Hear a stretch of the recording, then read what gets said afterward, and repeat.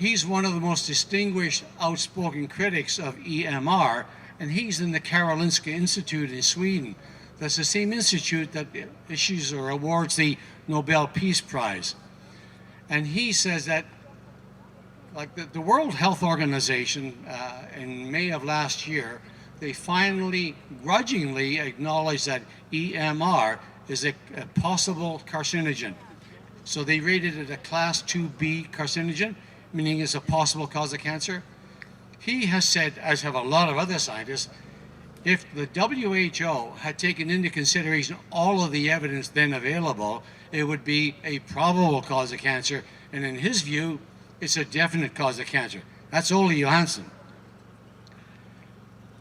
There's a Dr. Lazinski, he's from Finland, one of their top scientists, and he too has said it's a probable, there's no doubt about it. There's a Dr. Franz Adelkofer, another one. They did there's a European funded what they call the reflex study, and again, the results of that, it's a probable cause of cancer. In 2009, in the US, I told you about the Canadian Wireless and Telecommunications Association. Well, in the US, they have a comparable organization, only larger. It's called the CTIA. That's the Cellular Telecom Industry Association. They conducted their own $25 million study of cell phones. They had this Dr. George Carlo, C-A-R-L-O. He was the lead scientist on that. $25 million. Their own study proved that cell phones were causing cancer. And his comments were, when you put the science together, we come to the irrefutable conclusion that there's a major health crisis coming, probably already underway. Not just cancer, but also learning disabilities, ADD, autism, Alzheimer's, Parkinson's. That's why we're so worried. Time is running out. That was industry's own studies. In 1990, in the US, they have the Environmental Protection Agency, the EPA. They did a review of over 100 studies, which included 14 epidemiological studies, which also were showing that they were causing cancer, leading to cancer. They came out with their own report, about a 600-page report, in draft form, and it said they recommended the government in the US classify EMR, all that radiation, a possible carcinogen. That was 22 years ago, for God's sake. When the military heard it, the US military, and the industry, and the software programmers heard of these findings, they dumped all over the EPA, who withdrew, took back their report, reworked it, and released it in a far more benign and acceptable form. Within 5 years, the EPA's funding was cut drastically. The licensing was taken away from them and given to the FCC, which is more in the pocket of government. FCC stands for the Federal Communications Commission.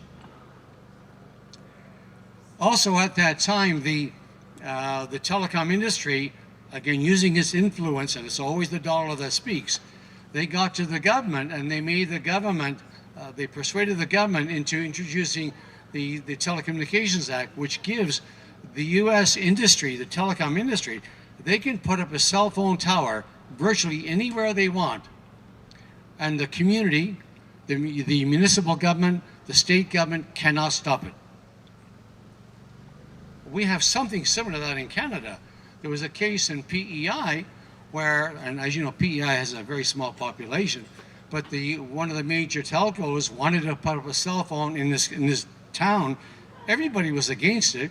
They went to the mayor. The mayor said, no, you can't do this. And they had to go to Industry Canada. Industry Canada came back and said, I'm sorry, that telephone tower is going in and that tower isn't.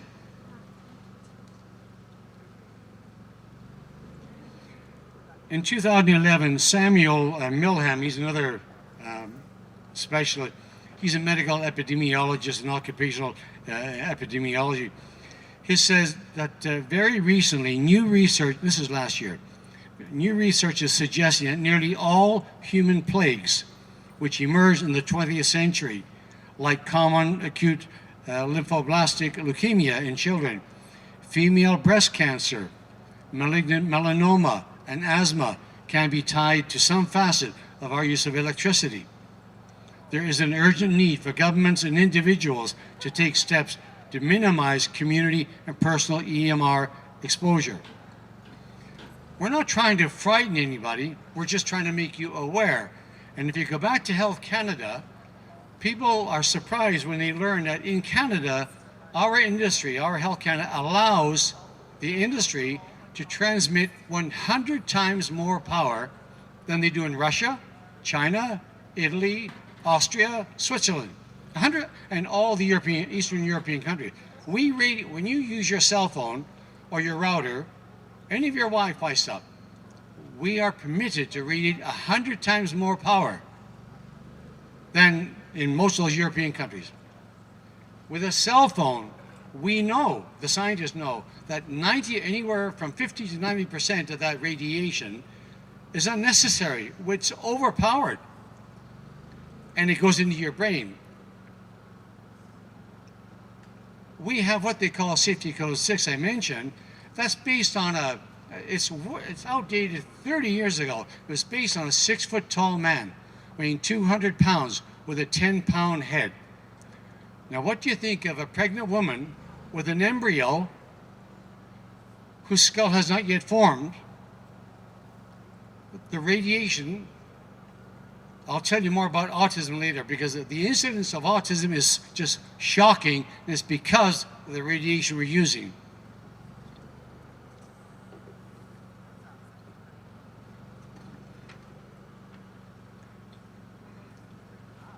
In 2010, the World Health Organization itself, they conducted a 10-year study, 10-year interphone study. That was 13 teams from countries around the world, and they confirmed that regular use of a cell phone by adults, and by the way, when they mean regular use, they mean like just half an hour a day. Kids today use cell phones a heck of a lot more. If you like, I used to. Well, I also had like a second career in business. I was one of the first people in Vancouver. I had a BlackBerry, and my clients were around the world, so I used a BlackBerry all the time. If you look in the BlackBerry owner's manual, it'll tell you there, do not hold that phone closer than 15/16 of an inch, like essentially like 1 inch from your head. If you own an Apple or any other phone, if you look in your owner's manual, it'll tell you don't hold that 5/8 of an inch from your head. Even Health Canada today, they finally revised their website. They now say discourage children from using cell phones, make sure they use them on speaker.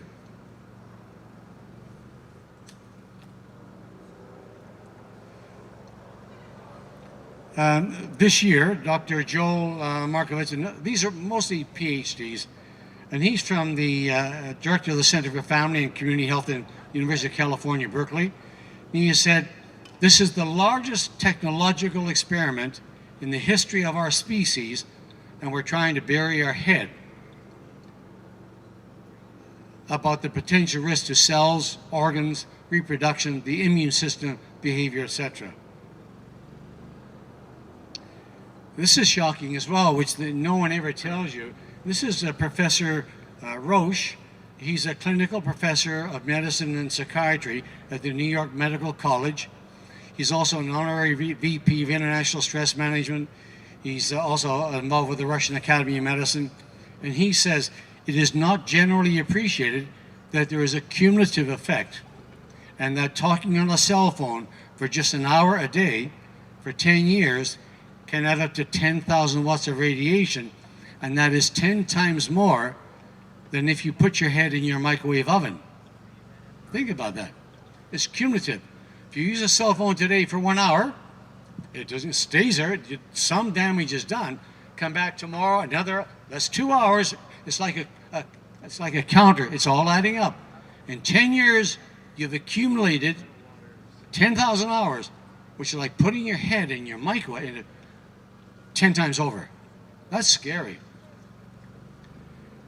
This year, there's another report. You can look this up on the internet. It's called Safe Schools 2012. It's a 32-page report. The authors are 6 different national medical associations from countries around the world, as well as independent scientists from 16 countries around the world. They unanimously urge all governments everywhere, take Wi-Fi out of schools. Take cell phones out of schools. When you think, like your child or your daughter or son, when they go to school, they're in that classroom for like, what, 6 hours a day? 5 days a week? That's cumulative. The same thing with a teacher. And then, of course, when you're at home, you're sitting at your computer and you've got your Wi-Fi router there, it's cumulative. Everything adds up. This is the shocking part that I found too. And this is by a Canadian scientist. We have 2 major scientists in Canada that are well regarded internationally. One is Dr. Magda Havas, H-A-V-A-S. She's a PhD and is the Trent University in Peterborough. She has a wonderful website. If you want to know anything about EMR, whether it's cell phones or routers or towers, or do yourself a favor sometime. Just go on the internet and just Google cell phone towers, Canada. Up will come a map of Canada, and it'll be almost constantly black from coast to coast. Nothing but cell phone towers. And they're all radiating us. And that's just cell phone towers. But anyhow, this Dr. Makrowski said, and this is 5 years ago, 5 years ago, there are 300,000 children in Ontario alone who suffer from some form of autism. Considering that 30 years ago, there were only a few hundred cases. Listen to this, more than 1 child in 100 is now autistic, compared with 1 in 10,000 just 30 years ago. And that was before the pervasive environmental exposure of all this wireless technology. Back 40 years ago, the National Research Council, and I used to work very closely with them in like electronic warfare, they looked at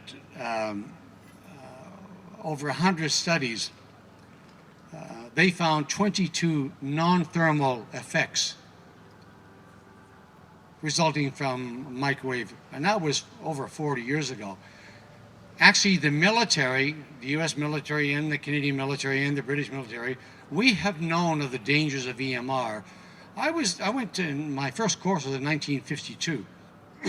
I was taught the basics of EMR back then. We used to do heavily into encryption of all of our data, and to ensure that our data did not escape from our building, our buildings were wired, copper wire in the ceiling, the walls, and the floor to contain the radiation. Today, if I have a suitably equipped vehicle, I can drive that vehicle up outside your house, the street behind you, and I can simply turn on my receivers, and I can determine if somebody's home at your place.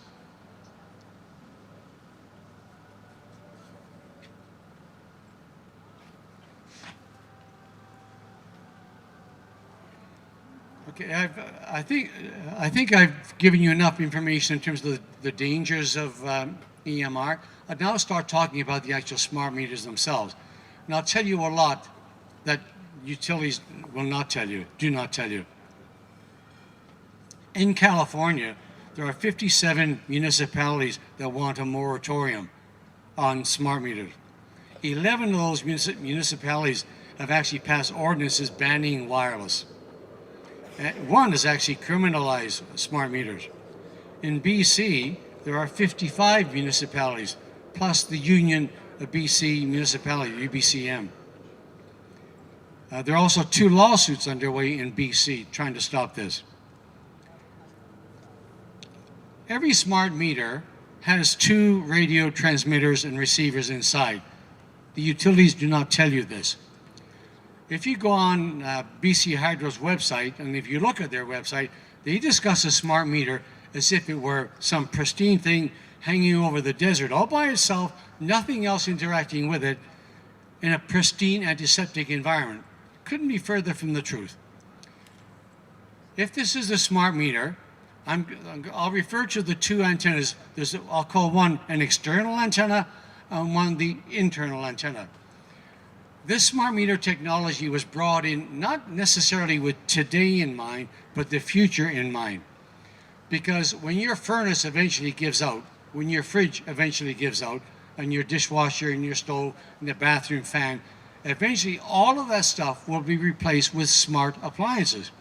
Each and every smart appliance will have its own microwave radio transmitter. Tiny, but a microwave, pulsing day and night, okay? Hydro don't tell you that.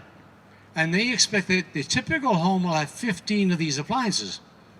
So if you're in a community, let's say you're in Victoria, or you're in Nanaimo, or Kelowna, a mesh grid will have anywhere up to 5,000 homes in one grid. If you can imagine every single home having up to 15 appliances, smart appliances, they're all communicating back to this so-called the interior or the internal radio. And by the way, that frequency is exactly the same frequency as your microwave oven, 2.4 gigahertz. The reason they chose microwave is because it goes through walls. That's the only reason they chose it. It goes through walls. This particular antenna here, the radio I'm talking about, that thing will transmit for about 1,500 feet through walls. This other one will go about 250 feet. So just imagine in every home in your community, they have these 15 or so smart appliances, all that radiation day and night coming to this transmitter. It then has to get that data back to the utility, back to BC Hydro or Fortis or whomever. That data goes over to this other radio, which then on a different frequency tries to get it back to the utility, which may be 5 miles away or 50 miles away. It really doesn't matter. Microwave is line of sight, which means it doesn't bend around corners. In my transmitter has to see your receiver. If it can't, it has to bounce it off somebody else's. So in a community of say 2,000 or 3,000 or 4,000 people, every single person's smart meter, to get their data back to the utility, they rely on every meter relaying their data via other homes, like a daisy wheel. Hydro doesn't tell you about this on their website. The amount of radiation, cumulative, can be enormous. Nobody's figured it out. Nobody can give you even a rough estimate. It's just how much is going to be there. Hydro will also tell you that their thing just pulse for maybe a very, very short period of time. They would have you believe it only goes for, say, less than a minute a day, and therefore you don't have to